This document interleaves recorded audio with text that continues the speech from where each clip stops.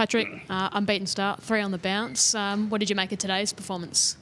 Yeah, I think it was a different type of game. To be perfectly honest with you, I think in some areas of the pitch we had to defend it quite a bit, which was at times difficult, but great to see.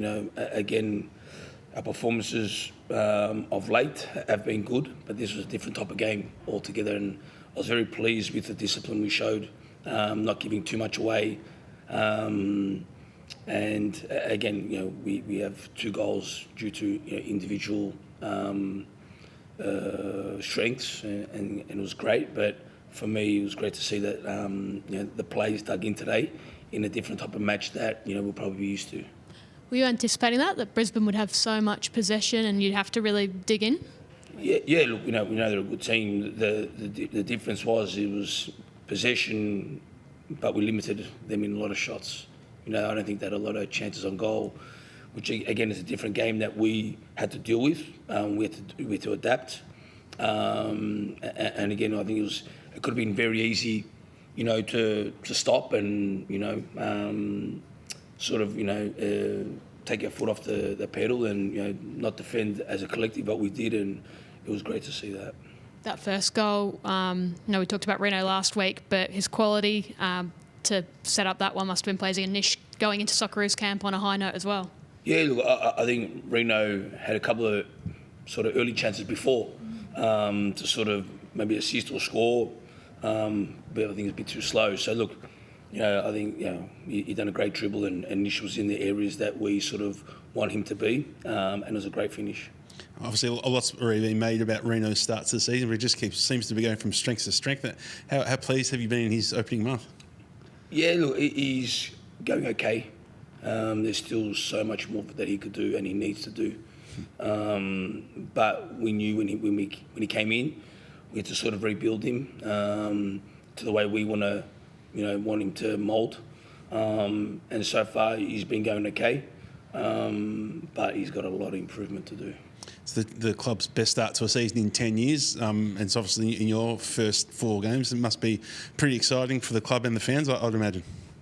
Yeah, I think stats are stats, and I didn't know that. Look, great for the club, but for me, it's we're going to focus and try to get better and better every day.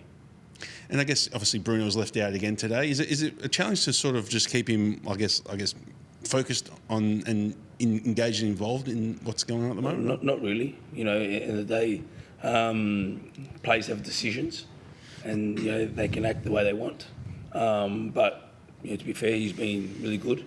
He's been engaged. He's been working really hard. So again, unfortunately, he was left out sort of today. But it doesn't mean anything. It's just a game.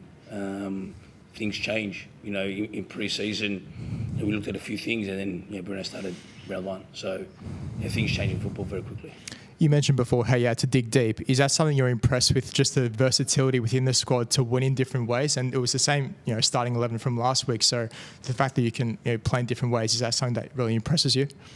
Yeah, we've worked really hard and focused on that a lot. We knew sort of last season, it might have been a draw, or those sort of wins are very hard to find. And we conceded a lot of late goals last season. So all those things we really worked on in pre-season to get better at, to improve, and that's what we did. But again, we can't just take confidence in one game.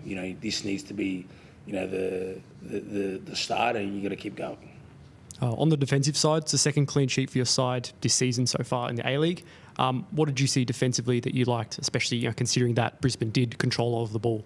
Yeah, look, I think we're very hard to break down, and we limited them to shots. I think again they were pushing, but I think they were maybe trying to score from long range. They put a lot of balls in the box, which we dealt with great. So I think the chances sort of they want to create wasn't probably in the areas that would hurt us too much.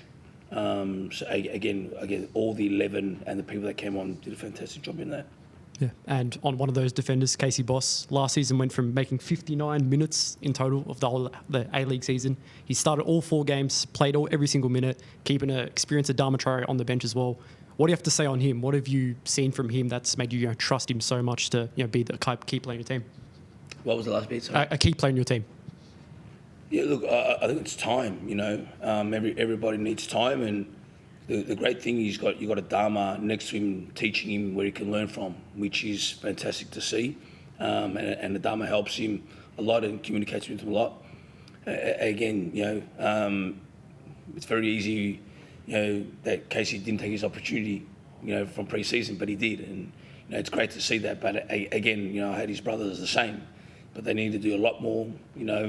I think we need to just be careful of, bigging players like this up. He's only played 4 games. There's a long way to go in his A-League career. So look, he's done okay so far, but he needs to keep working.